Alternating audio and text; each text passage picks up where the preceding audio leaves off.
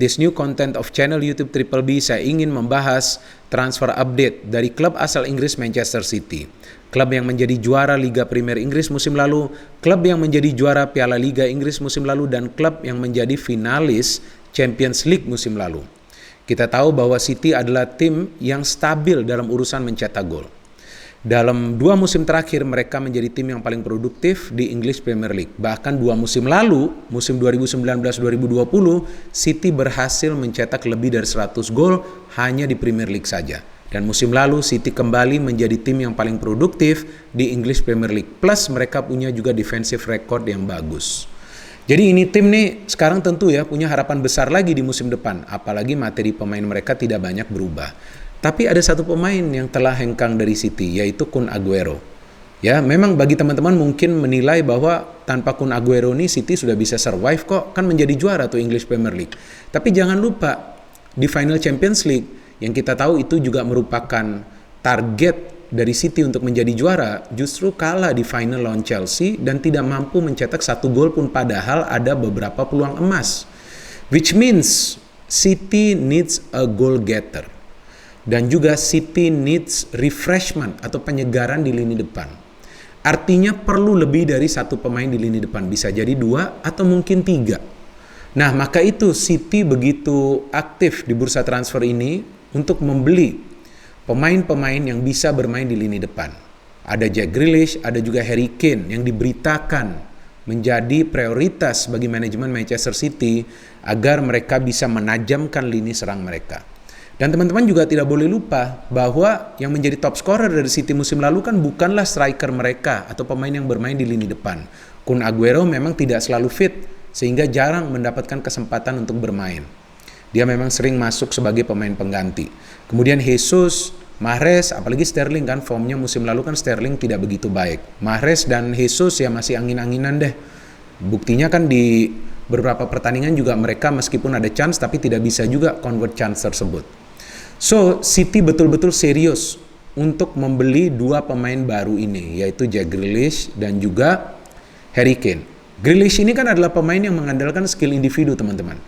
Apakah dia akan cocok atau tidak dengan gaya permainan Manchester City yang mengandalkan kolektivitas? Menurut saya justru pemain seperti Grealish inilah yang dibutuhkan oleh City untuk menjadi pembeda.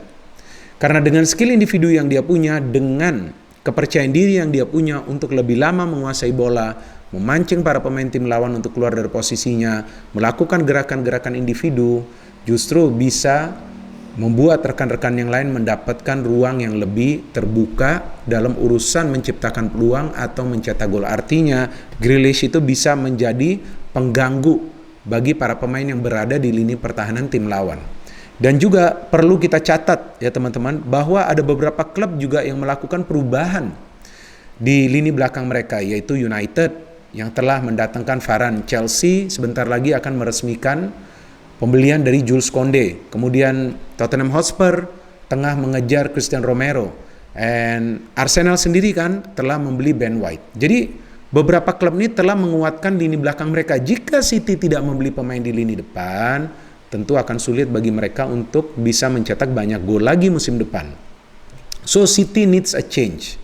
Jack Grealish menurut saya adalah opsi terbaik bagi City jika mereka ingin mencari pemain kreatif. Betul ada De Bruyne, tetapi De Bruyne ini lebih sebagai pendobrak. Nah, kalau berbicara bermain cerdas itu saya pikir ada di diri Jack Grealish, dan dia juga pemain yang cerdik. Sulit sekali untuk bisa merebut bola dari kakinya, dan dia menjadi pemain yang paling banyak di foul, teman-teman, di Premier League. Jadi memang dengan pemain yang lebih banyak di foul dan juga timnya mendapatkan kesempatan untuk mencetak gol dari situasi bola-bola mati, tentu akan menguntungkan bagi tim tersebut. Dan City kita tahu juga punya kemampuan untuk mengeksekusi set piece agar bisa mencetak gol.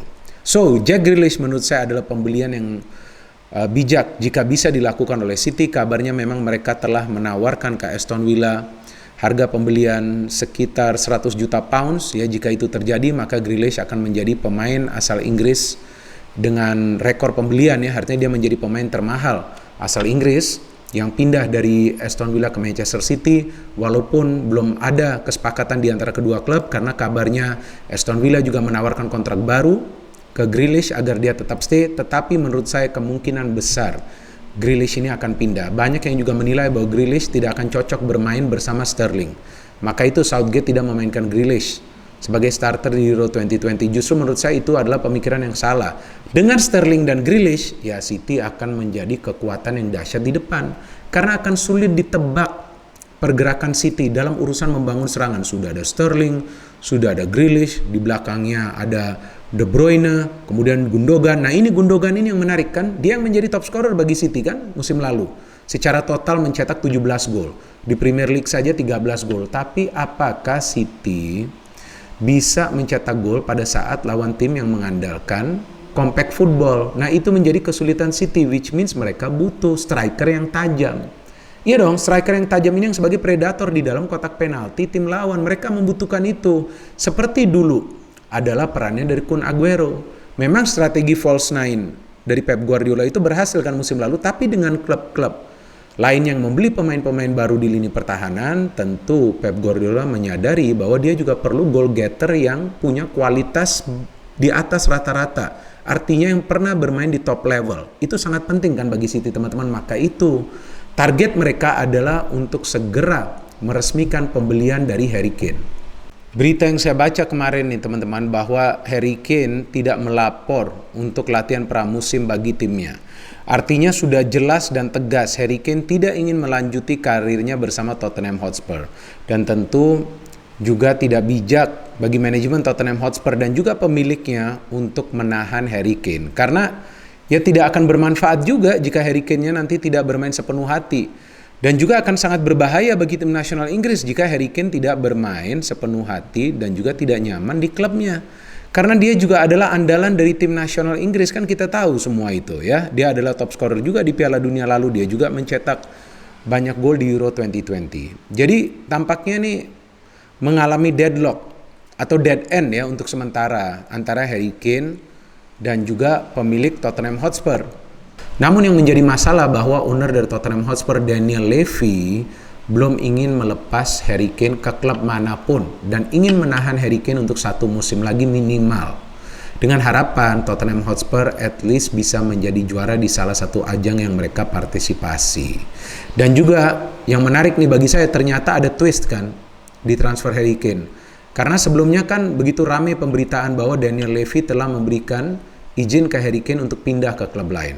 Namun ternyata dia tidak mengatakan hal seperti itu dan dia tetap ingin menahan Harry Kane. Dan sungguh ironis bagi Harry Kane yang telah mencetak 221 gol secara total bagi Tottenham Hotspur dari 336 pertandingan jika saya tidak salah. Jika saya salah silakan kalian koreksi di kolom komentar di bawah konten ini. Tapi dia belum bisa menjuarai Premier League, belum bisa menjadi juara di Champions League, apalagi di Piala Liga. Ya, hanya runner up. Tentu itu sesuatu yang menyedihkan bagi Harry Kane yang punya kualitas luar biasa dalam urusan mencetak gol. Dan Kane juga membuktikan musim lalu bahwa dia adalah team player because he gave so many assists. Dia adalah top scorer dari Premier League musim lalu, dia adalah top assist player dari Premier League musim lalu. Jadi pemain ini saya pikir sudah akan bisa cepat beradaptasi dengan skema permainan Pep Guardiola yang mengandalkan kolektivitas. Dan juga bahu-membahu bersama Grealish, Sterling atau mungkin Mahrez dan juga Jesus ya akan bisa mendobrak pertahanan dari tim lawan secara konsisten. Artinya memang City akan dengan mudah lah istilahnya dalam urusan mencetak gol, apalagi jika nanti melawan klub-klub papan tengah ataupun papan bawah. Dan juga sangat penting kan bagi City untuk menjadi juara di Champions League. Kane ini kan punya experience di Champions League, bahkan pernah sampai ke final. Ya tapi memang sih kalah lawan Liverpool, but still Kane adalah the main man for Manchester City. Dan tanpa Kane ya, saya pikir City akan sulit untuk menjadi tim yang kembali banyak mencetak gol. Ya, karena siapa lagi yang akan mereka andalkan? Apalagi sekarang Kun Aguero sudah hengkang. Ya, apakah mereka akan tetap mengandalkan strategi false nine? Who knows? Bisa jadi. Tapi ya itu dia masalahnya. Tentu tim-tim lain juga, pelatih-pelatih lain juga sudah membaca strategi tersebut. Dan bisa jadi nanti mereka menerapkan counter strategi untuk menghalangi City mencetak banyak gol dan tentunya menyulitkan mereka untuk meraih kemenangan. Memang semua ini masih kemungkinan ya. Kita belum tahu nanti apa yang akan terjadi. Bisa juga jika Kane tidak dibeli oleh City, maka mereka akan membeli striker lainnya. Dan juga lebih uniknya lagi nih, jika kita bandingkan pemain muda di City yaitu Phil Foden dan juga Harry Kane, Phil Foden tuh punya gelar lebih banyak daripada Harry Kane. Jika saya tidak salah tuh Phil Foden telah memenangi total 10 gelar. Padahal dia baru bermain puluhan pertandingan hanya di Premier League saja dan usianya juga masih muda. Bayangkan dengan Harry Kane yang usianya sudah, jika saya tidak salah tuh 28 tahun, tetapi dia masih membutuhkan silverware atau gelar atau trofi. Ya, dan juga lebih ironisnya lagi bahwa tim nasional Inggris itu kan kalah di Euro 2020. Sayang sekali bagi Harry Kane.